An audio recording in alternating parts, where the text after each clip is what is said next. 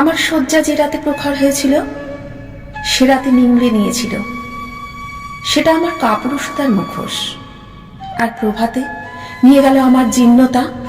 শুরু হলো এক ভয়াবহ বিপর্যয়, আদ্যপান্ত ময়লা কাপড়ে আবৃত। সভ্যতার এক প্রান্তে দাঁড়িয়ে অন্য প্রান্তকে দেখলাম ধূসর, দুর্ভেদ্য অন্ধকার, যেখানে প্রকাশ্যে সত্যের আরতি করা হচ্ছে আর বিতরণ করা হচ্ছে প্রাণের প্রদীপ। সত্য যেখানে এত সহজেই লাভ করা যায় শুধুই কাপুরুষতা। আমি তো সেই রাতেই দান করেছি আমার মখমলের নরম বালিশকে। প্রতিজ্ঞা করেছি, গলা ফাটিয়ে চিৎকার করে বলেছি, আমি কাপুরুষ নই, আমি দুর্বার, আমি ধ্বংস, আমি আততায়ী।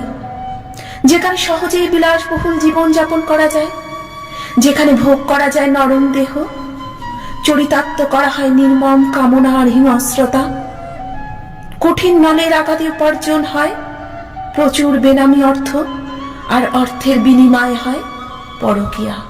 তারপর